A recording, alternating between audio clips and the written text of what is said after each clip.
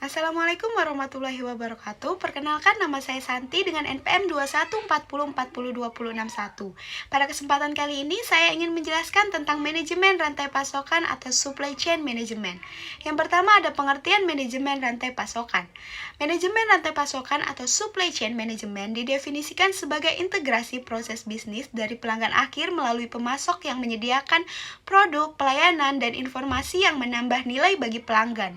Menurut Heiser dan Render 2014, manajemen rantai pasokan merupakan kegiatan yang terintegrasi dalam pengadaan bahan baku dan pelayanan, mentransformasikannya menjadi produk dalam proses atau barang setengah jadi dan produk akhir atau barang jadi, serta menyerahkannya kepada pelanggan.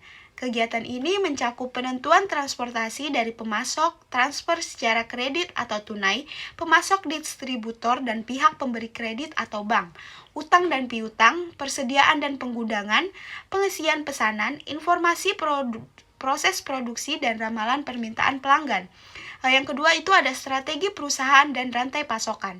Manajemen rantai pasokan berfokus pada pengintegrasian dan pengelolaan aliran produk, layanan, dan informasi melalui rantai pasokan terkait dengan rencana memproduksi untuk memenuhi kebutuhan pelanggan dengan biaya yang lebih rendah.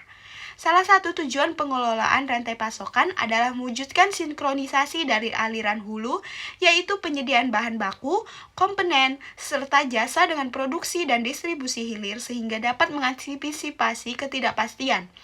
Rantai pasokan terkait dengan pemilihan strategi perusahaan. Hubungan rantai pasokan dan strategi di sini ada strategi biaya rendah, strategi cepat tanggap, dan strategi diferensiasi.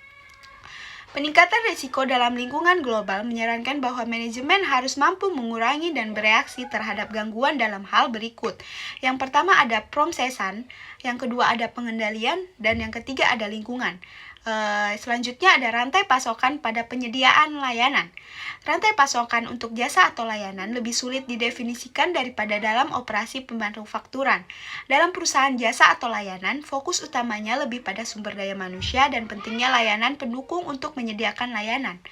Rantai pasokan penyedia layanan cenderung lebih kompak dan tidak seluas rantai pasokan perusahaan manufaktur.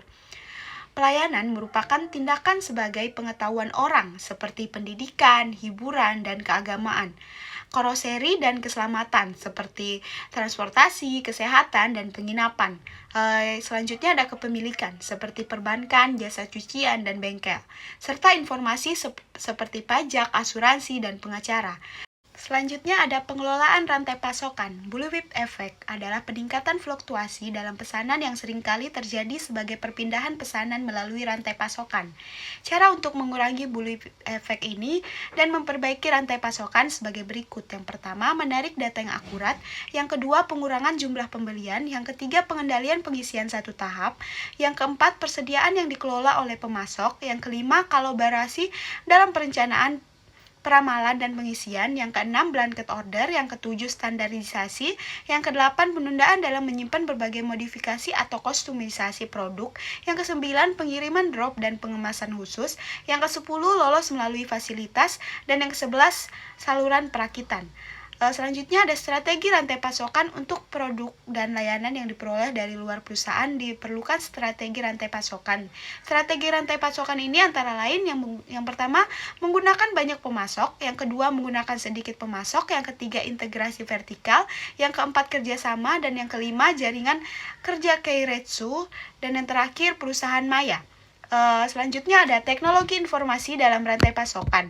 Ada beberapa teknologi informasi yang dapat digunakan dalam mendukung rantai pasokan ini seperti yang pertama e-procurement, yang kedua electronic ordering and funds transfer, yang ketiga katalog online, yang keempat lelang online, dan yang kelima barcode, dan yang terakhir identifikasi frekuensi radio. Selanjutnya ada mengukur kinerja rantai pasokan.